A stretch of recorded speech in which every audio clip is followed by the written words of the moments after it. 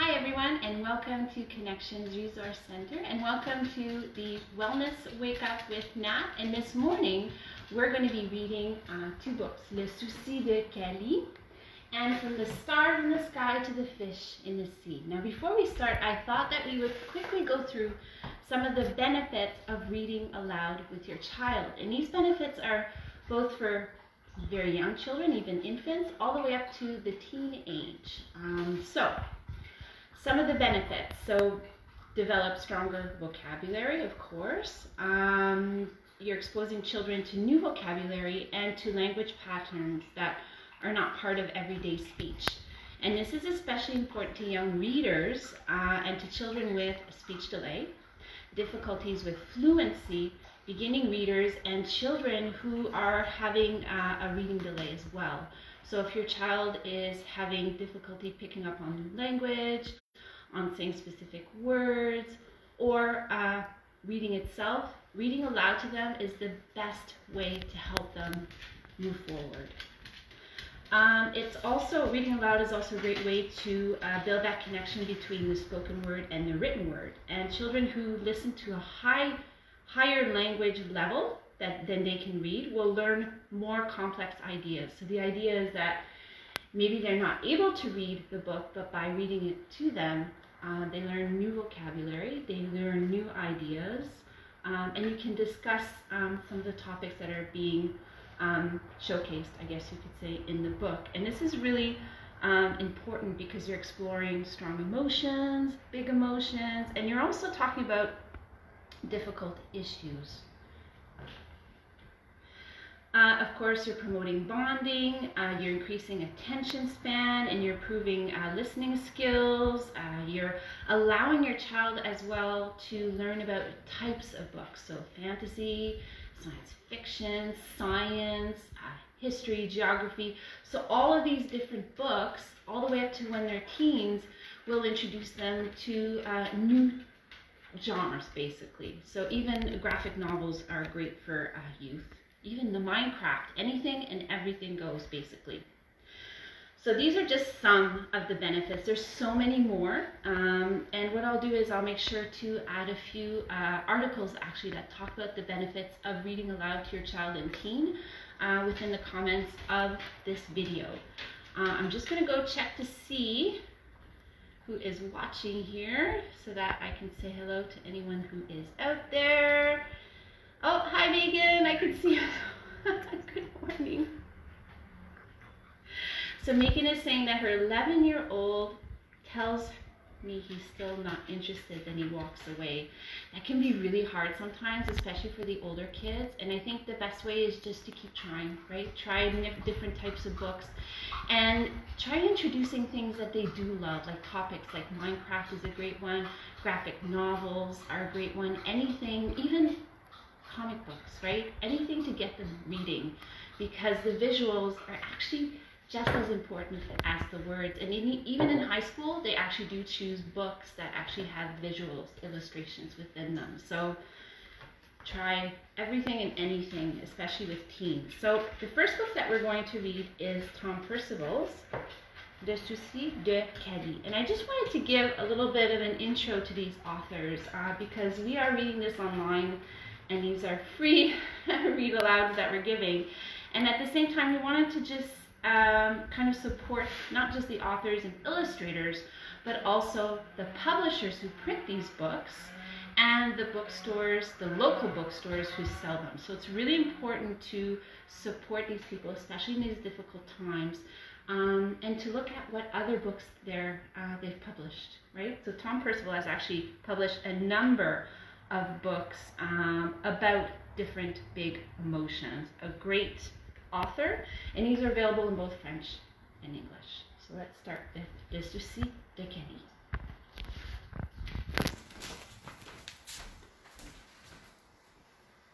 Le Souci de Calie by Tom Percival. A thank you to Scholastic Books for allowing us to read this book to you.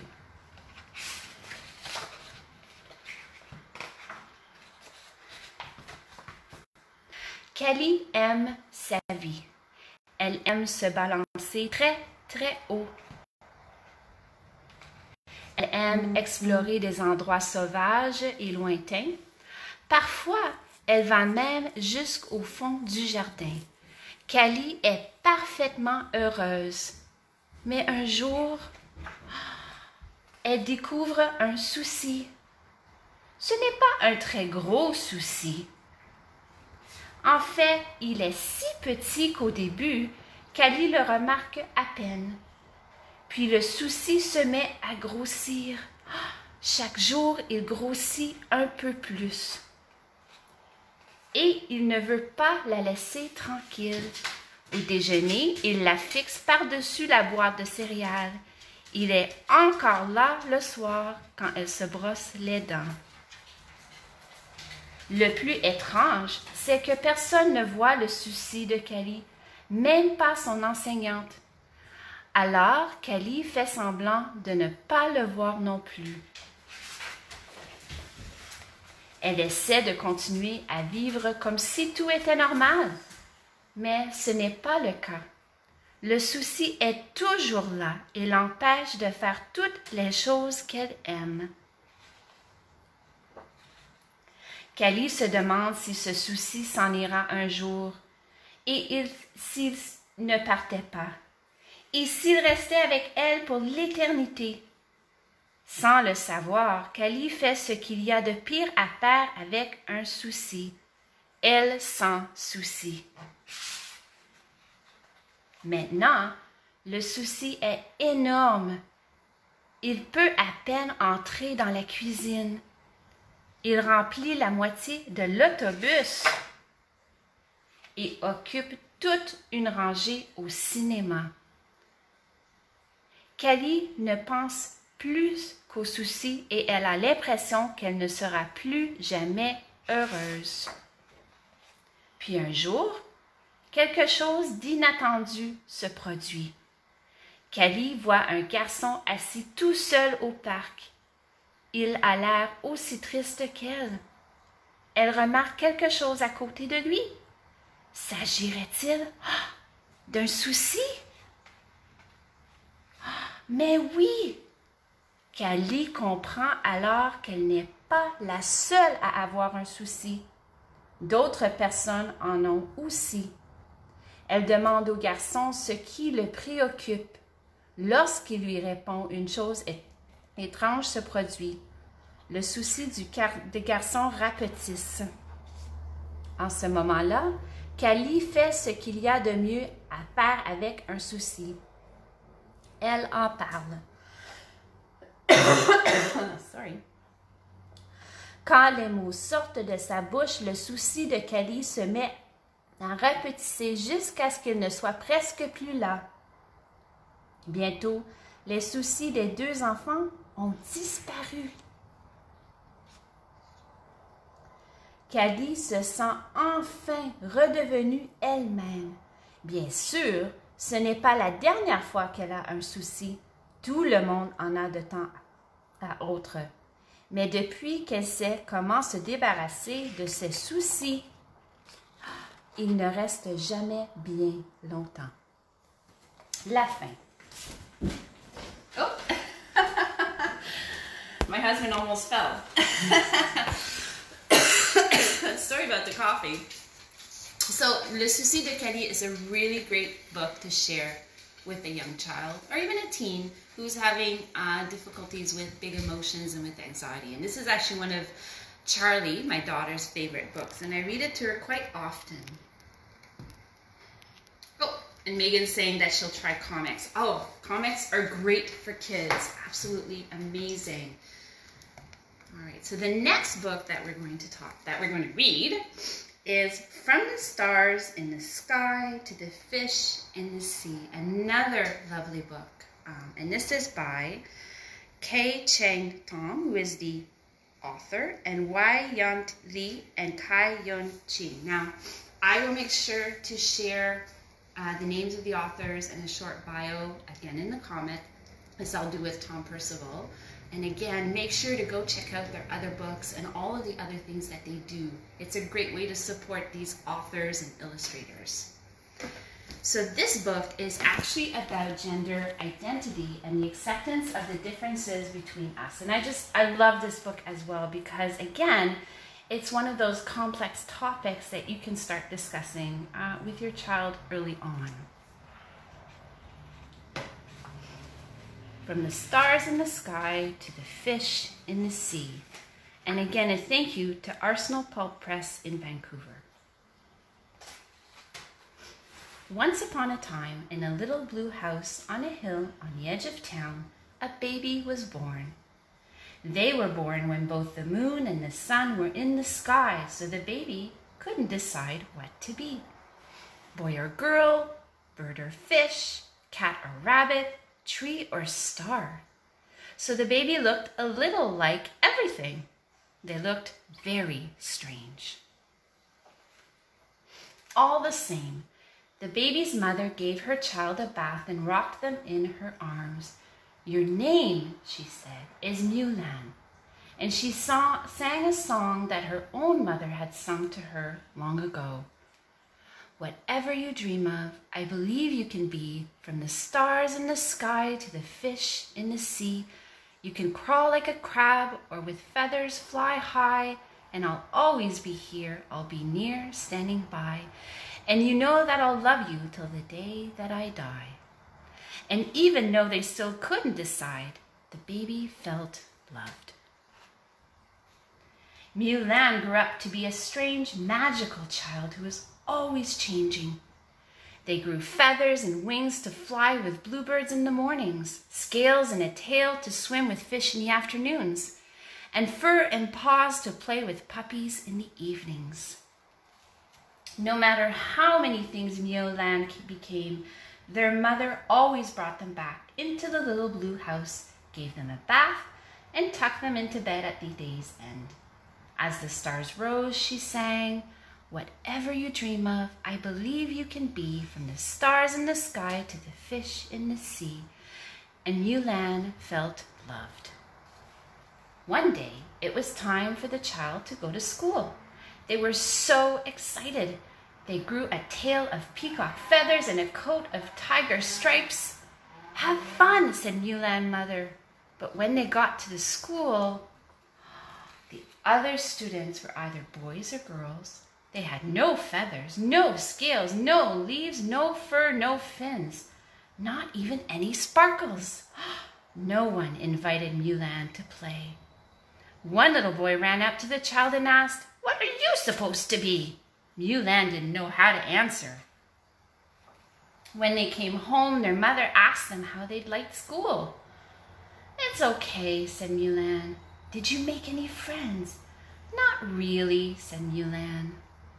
That night, Mulan's mother tucked them into bed and sang, you can crawl like a crab or with feathers fly high, and I'll always be here, I'll be near, standing by, and you know that I'll love you till the day that I die. And Mulan felt loved, but also worried. The next day, they wore a turtle shell and porcupine spines. No one pulled or poked Mulan, but the other children still pointed and whispered. Did you make any friends today? Asked their mother. Not really, said Mulan. That night, Mulan's mother tucked them into bed and sang, whatever you dream of, I believe you can be, from the stars in the sky to the fish in the sea. And Mulan felt loved, but they also felt sad. The next day, Mulan wore no feathers, no scales, no leaves, no fur, no fins, no shells, no spines, not even any sparkles. Mulan was invited to play baseball with the boys. No one pointed, whispered, laughed, or stared. But when Mulan joined the little girls playing hopscotch, boys don't play hopscotch, said a little girl. Are you a boy or a girl anyway? Asked a little boy. Didn't you have a shell the other day? Asked a little girl. And feathers the day before? What are you supposed to be? Said several children at once. I don't know, Mulan shouted, and galloped out of the playground on horse's hooves. swam through the stream with a fish's tail, and soared up the hill on an eagle's wings. "How was school?" asked Mulan's mother. "I wore feathers and stripes so that the other kids would think I was beautiful, but they thought I was weird. And then I wore a shell and spine so that no one would pull or poke me, but they wouldn't talk to me. And then I tried to be just like everyone else, but I haven't made any friends. I can't decide what to be.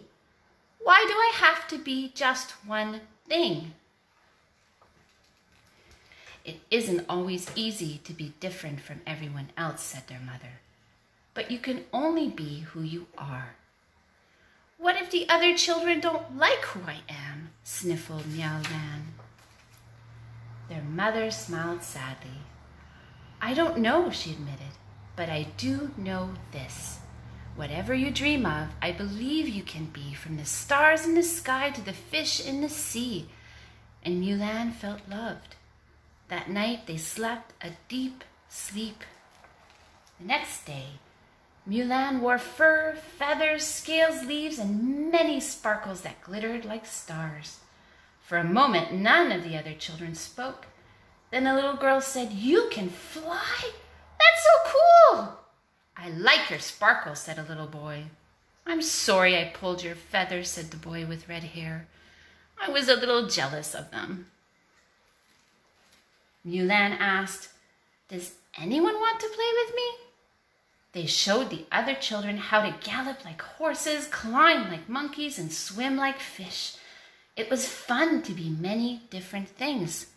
And the child of fur, feathers, scales, leaves, and sparkles, who was neither boy nor girl, but many things and always changing, felt happy. In the little blue house on the hill on the edge of town, Mulan's mother smiled and sang the song her mother had sung to her once upon a time.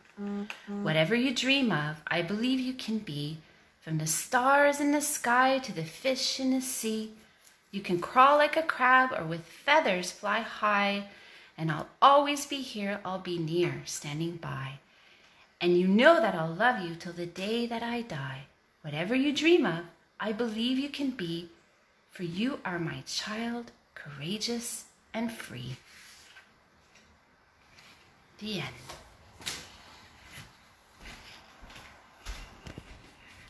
Thank you so much for joining me this morning to read those two amazing books. And like I said, I'll make sure to put both books in the comments, maybe a little bio about the authors, how to reach out to some local bookstores as well. So hopefully you can read one of these books to your child, and maybe a book every day for 20 minutes, whether your child's an infant, or they're in school, or they're a teen. It's really a great way for them to learn new words and for you and them to bond. So have a really, really great day, and we'll see you tomorrow morning with Rebecca, who'll be doing the wishing tree meditation. Bye, everyone.